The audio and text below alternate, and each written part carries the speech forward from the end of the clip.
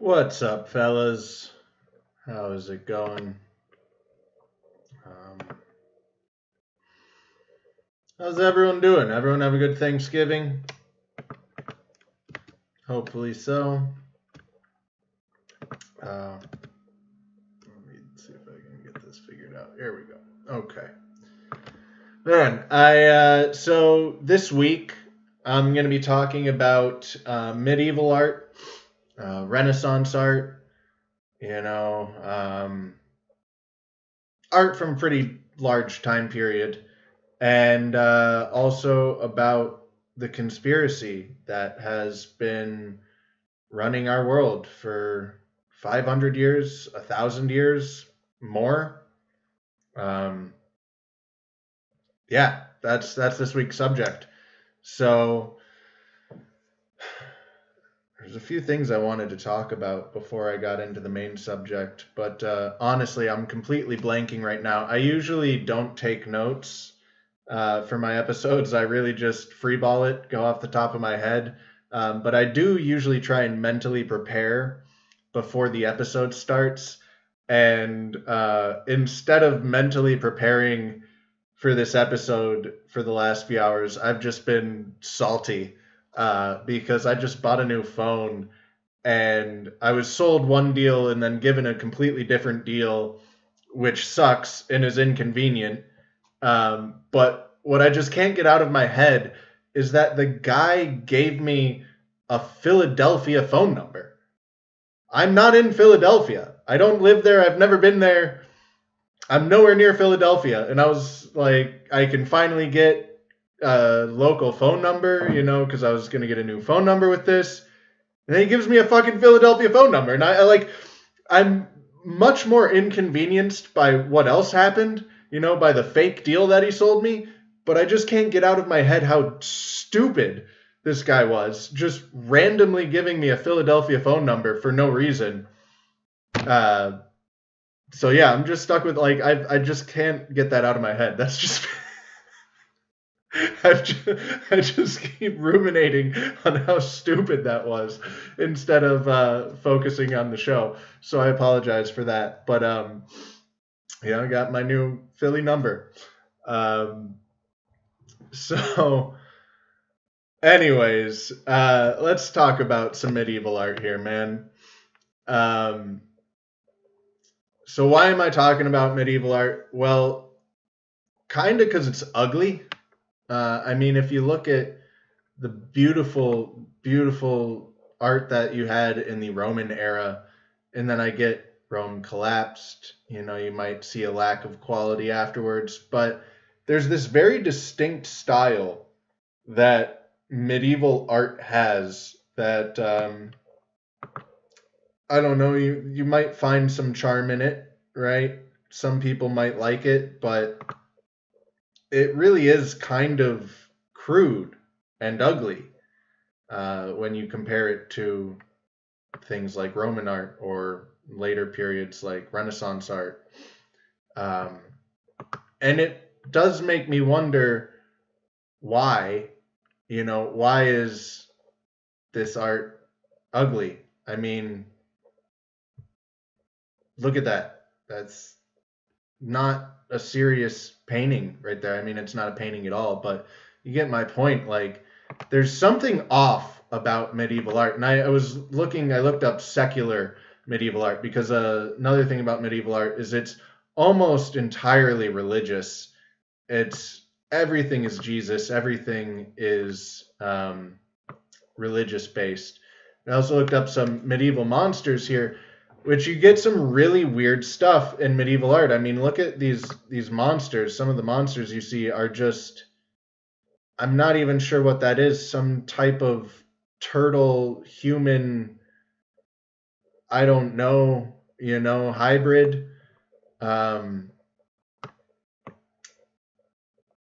Very, very strange things in medieval art. A bird with balls on its chin, that's, I don't know what that is, a blue-footed booby with balls on its chin or something. But yeah, so how does this connect to a grand conspiracy that goes hundreds of years, potentially 1,000 or thousands of years back? Um, I try and relate every time I look at history. I try and compare it to something more modern, something that I can actually have a grasp of, an understanding of. It helps me put things into perspective and understand them. And when I look at medieval art and I look at the world today, I see a lot of similarities. Um, Modern art today is stupid. It's ugly. It's yeah, it's terrible. It's really, really just horrible stuff. And it makes you wonder why, because we have very talented artists today, and I refuse to believe that they didn't have talented artists back in the medieval times, right? So the style that you see, this very universal style, because medieval art, I mean, this is spanning several countries, this is spanning several hundred years, right? But there's this very fixed style of medieval art, no perspective, which in my short I mentioned, your teachers are stupid, right? Maybe it was just my teachers that were stupid, but I was taught in art history, which I took a couple of times, and I was always taught that they didn't understand perspective. They didn't have perspective. They were too simple and stupid of a people to understand what perspective was, and that's why medieval art looks the way it looks. And I always thought that sounded like utter bullshit. And I would love to get your opinions on it. One, were you even taught that? Were you taught that medieval artists didn't understand perspective, that it was just too complex of an idea, that they were literally such simpletons that they just saw the world in 2D? Is that what you were taught? Because that's what I was taught repeatedly. I took art history like 3 different times. And you know, that was taught every time. Sounds absolutely ridiculous to me. It'd be like teaching art history about today, 1,000 years in the future, and being like, yeah, they didn't understand that you could actually combine different colors. That's why one of the most valuable paintings of the time period was just a giant blue square. It's like, no, that's utterly ridiculous. Um, I refuse to believe that the artists of the medieval period just didn't understand perspective. It's very obvious that money controls the art of the day. I was just talking about modern art today, and I don't know the name of the painting that I'm talking about, but I have a vivid memory of taking a field trip in high school to an art museum, and we walk in, and the tour guide is just giving this, they're just gushing and gushing over this painting about how beautiful it is and how it struck them and it makes them think and all this stuff. It was a blue square. It was just a solid blue square. And I was like, are you retarded?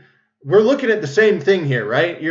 This is an $11 million blue square that you're like crying about. You're having this emotional reaction. Like, you're full of it, lady. You're absolutely full of it. So, anyways, art is dictated by the money of the day. That blue square isn't beautiful. It's not talent. It's not representative of good art. It's representative of what the interests of today want to push. And I'll be getting into more of that here shortly. But I think the same thing is true in medieval art. Again, I mentioned like it's almost exclusively religious. So, the money is coming from the church. The church is dictating the style of the art. Like that type of art wasn't because medieval artists were too primitive to understand the world outside of 2 dimensions. It was what the money was dictating. And I know that there was turmoil right? But the idea that not only people, but universally people, like you're not going to find hardly any examples of perspective paintings in the medieval time. But you can't convince me that it was just universally lost. Like people understood this perfectly well in the Roman times and far before Roman times. But then some war breaks out, and now the world reverts to two dimensions. It's just ridiculous. It's ludicrous. And most of what I've been taught about the medieval times are completely ridiculous. They make absolutely no sense. I was taught that medieval peasants only bathed once a year. What? Like what? And I even argued with my teacher about this. I was like, they couldn't walk into a river more than once a year. And I think her explanation was, well, they could only afford soap to bathe once a year. So they would only take a bath with soap once a year. And I'm like, that's still just such a ridiculous statement to assert as fact for so many reasons. One is that, like, peasants wouldn't be universally poor. I mean, they might be universally poor, but they're not all the absolute exact same level of poor. If the average peasant was bathing, it's just I don't even feel like I need to break down how ridiculous that statement is. Hopefully you guys can clearly see how ridiculous that is. But that's the type of thing you're taught about the medieval times. You're taught about all of these ridiculous medical procedures that they were enacting. You're taught about all these beliefs that they held that just make absolutely no sense. And when I compare that to today, things line up shockingly well. Like, you look at what happened in the past few years. I don't want to get into politics and stuff and on this channel just because, but I'll do so without actually doing so. So, like, if you look at what happened in the last few years with COVID, right? It doesn't really matter which side you're on. You can kind of look at the other side and go, they've gone completely insane. They're believing in nonsense.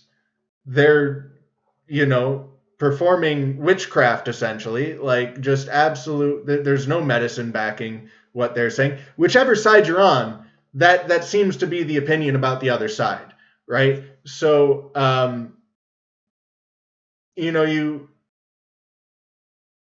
would argue again that, like, whichever side you're on, you kind of look at that as this deliberate misleading. Like, there are malevolent forces trying to mislead people away from the truth and lead them towards actually harming themselves instead of, medically benefiting themselves. Kind of like in the Dark Ages with bloodletting and these other medical practices that they had. Trepanning, as an example, they were not nearly as successful in trepanning as the Mayans were, and achieving over 90% survival rates compared to our 83% survival rates of today with modern medicine. But yeah, they were in the medieval times. They were, I don't know the survival rate off the top of my head. I assume quite a bit lower than 83% though. Probably closer to the 29% of Civil War times. So Robert Seperh just uploaded a video this week about Trump's bloodline. And most of the video actually wasn't really about Trump's bloodline or Trump at all. It was more about the lost tribes of Israel and those bloodlines and where they ended up and what those bloodlines are doing, as well as what the Ashkenazi bloodlines are doing, and the fact that the Ashkenazi bloodlines I'll let you watch the video if you want. But it supports the idea that the New World Order, the, globo homo, one world government that we're seeing attempting to be established today is nothing new. It's what's been the goal for these shadowy organizations for very, very long time, going all the way back 1,000 years, quite possibly further than that. And what you're seeing with medieval times, with all of this nonsense, it's a lot like the nonsense you're seeing today. You had the collapse of the Roman Empire, and then everything's followed by all of this nonsense. Well, it probably wasn't so black and white like that. Like right now, a lot of people are comparing America to the collapsing Roman Empire, suggesting we're collapsing. I would suggest that medieval insanity that you see in the medieval time probably didn't just spring up from a totally sane world. Like the collapse was already bringing on the insanity. It was already bringing on the nonsense. It was already bringing on all of this weird, very strange stuff. And that's what you're seeing today as well, is things don't make sense. You have ugly art, this art that,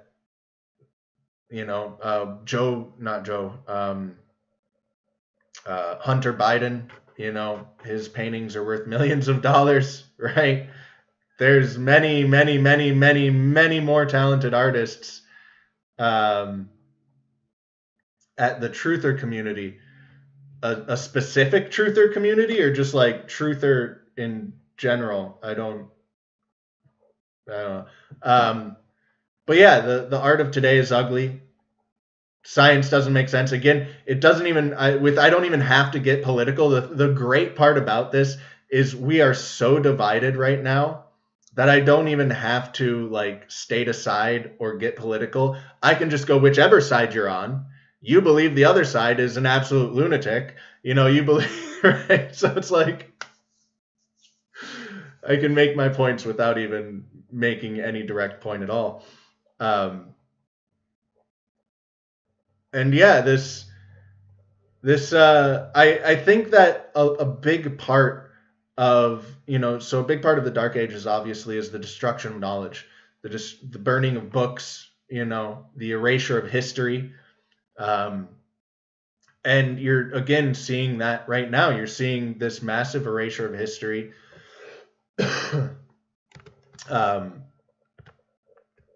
All the statues being, geez, I'm just all of a sudden, like very suddenly started losing my voice.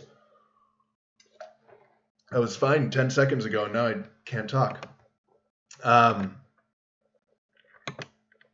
What was I about to pull up? Right. So some art restoration. Or that the snake represents the inevitability of death, which defeats everyone in the end. Multiple videos.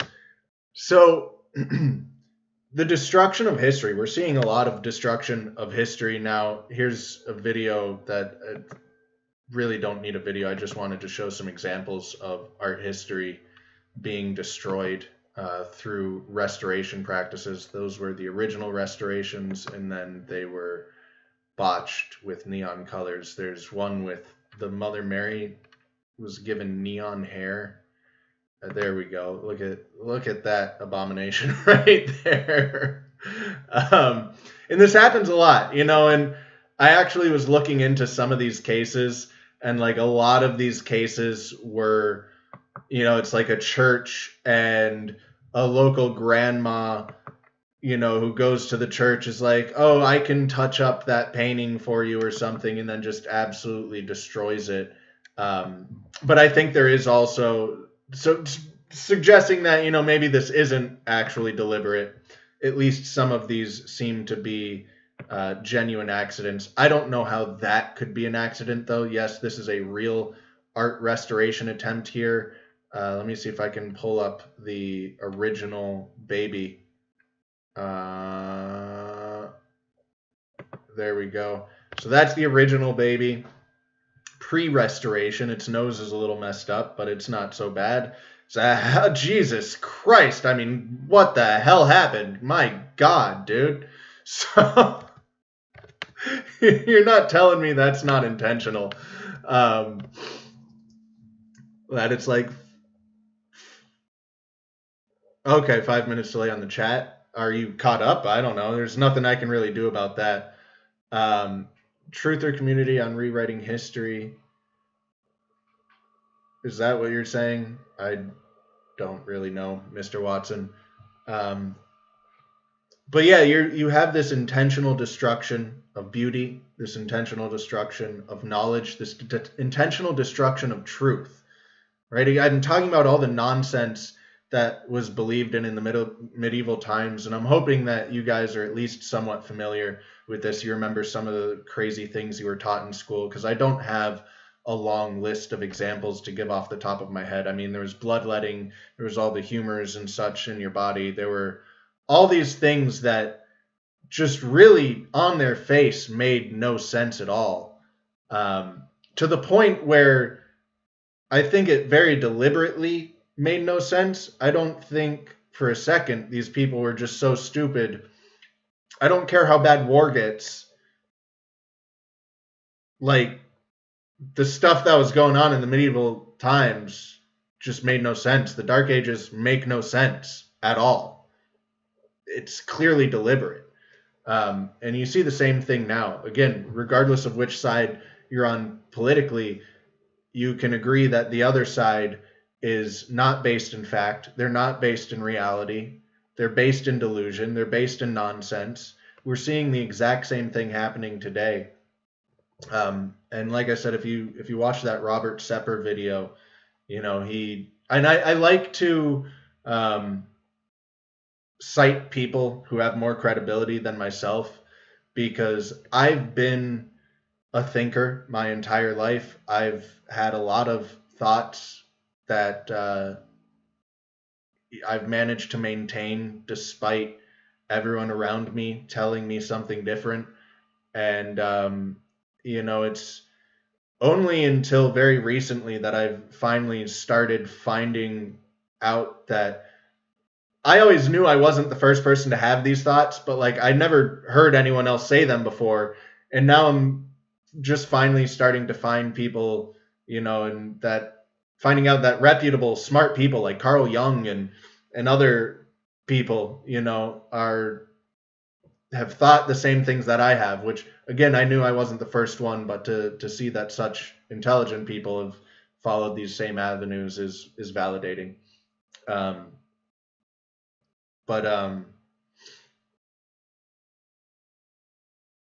Lost my train of thought there. The destruction of history, the destruction of truth, the destruction of knowledge. I think it is deliberate. I think that it's been attempted before. I think that you see this in the Dark Ages.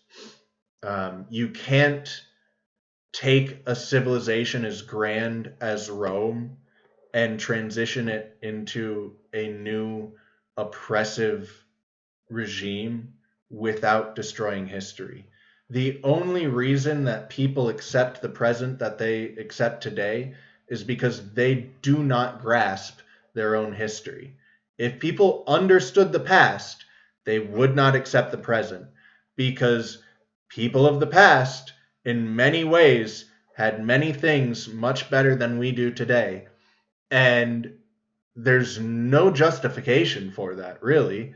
When you look at the level of technology that we have today, the level of knowledge and ability to access knowledge, and, you know, all of the leverage of all of the time and experience that we've accumulated, our quality of life should be off the charts. And in some ways it is. Everyone has Wi-Fi, everyone has AC, you know, but in many other ways it's not only bad, it's getting worse and worse and worse. People's quality of life is measurably getting worse day by day. And the only way we can accept a life, the life that we are currently accepting, without revolting is if we don't understand our history. Because when you start to understand our history, you start to understand what you're capable of. You start to understand, what could be, what should be. You reject all of this because this is bullshit. This is nonsense. We're living in a world where truth is intentionally obfuscated. We're living in a world where beauty is intentionally destroyed. And this has been the goal for 1,000 years now. They tried this with the Dark Ages, and they were somewhat successful. They, did manage to pull a feudal lord system across Europe for 1,000 years. And they oppressed people for 1,000 years, and they convinced them that if you, had a boo-boo on your head, you should go cut your freaking hand off. Like, the medieval times were absolutely ludicrous. A lot like today. It's a lot of parallels. A lot of parallels. Also, real quick, I just noticed this while I was setting up my video, and okay, I guess they're not trying to rip me off because they started in 2018. For a second, I kind of thought that someone had made the TheGOOB cast as an attempt to, like pull followers from me, which would be really quite funny because I have like less than 100 subscribers. So I don't know, just something I thought was funny. But yeah, I don't really have anything else to add to this. I think the conclusions here are that in order for the rebuilding, the restructuring of society to work with the Dark Ages, they had to destroy all of history. They had to obfuscate reality. They had to make art ugly. They had to destroy beauty. They had to destroy people's spirits, right? There was lots of war, but that wasn't enough. You've got war all over. That's not enough. People don't give up and become slaves because of war. But you destroy reality, you destroy truth and beauty and history, then people start accepting slavery, they start accepting oppression, and that's exactly what you're seeing today with the collapse of this empire. Hopefully things don't end up the way they did with Rome, but there's a lot of parallels, and you're definitely seeing the obfuscation of reality. You're definitely seeing the destruction of beauty. You're definitely seeing the destruction of history. And people's quality of life is getting lower while it should be getting higher. And people are accepting it because they're getting more and more separated from reality and from history. And they don't know any better. They don't know any better. The knowledge is power is absolutely true. Teach a man to fish, right? And it's because the more capable you are yourself, the less you need to rely on anyone else. If you don't need to rely on anyone else, you don't need big government. If you don't need big government, you're not going to accept all of their bullshit either because you don't need them. You're going to just tell them to F off. So, it is deliberate. It goes back over 1,000 years. The same groups of power, the same bloodlines, the same families, the same people that were trying to establish a new world order and a one world government 1,000 years ago. They're the same people doing it today.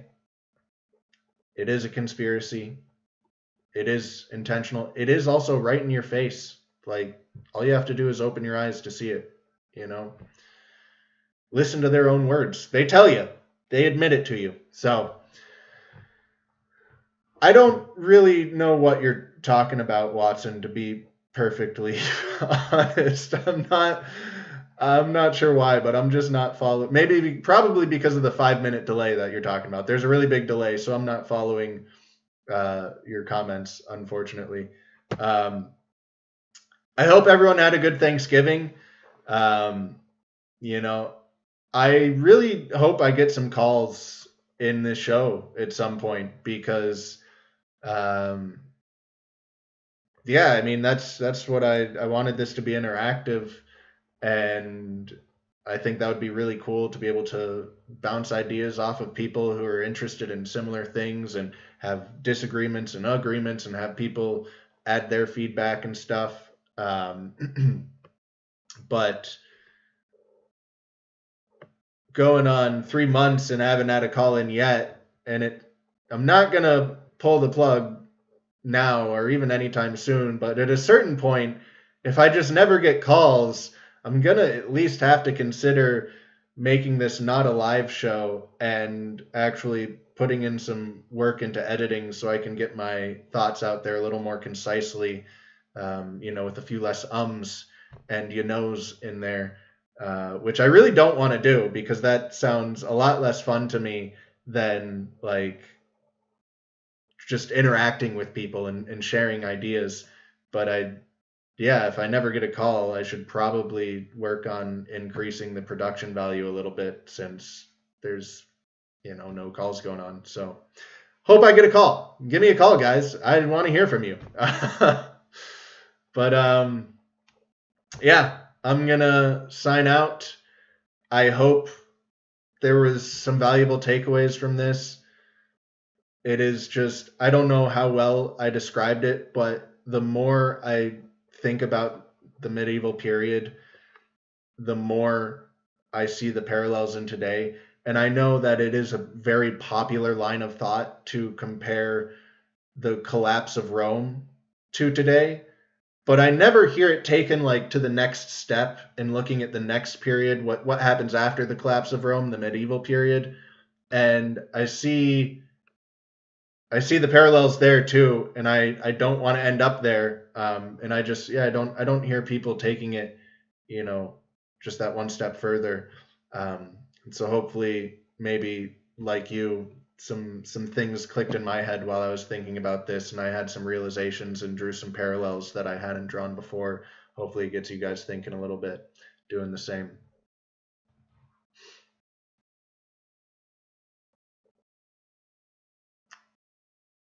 The wallpaper is whack. I'm not sure if you're talking about the paint behind me. It was what the previous owners had, and I just haven't changed it. But yeah, it's something, so it's unique, whatever. But all right, fellas, thank you for tuning in. If you have any suggestions for next week's topic, go ahead and leave them in the comment. Leave me a like, hit subscribe. You know the deal. And I will catch you guys next week.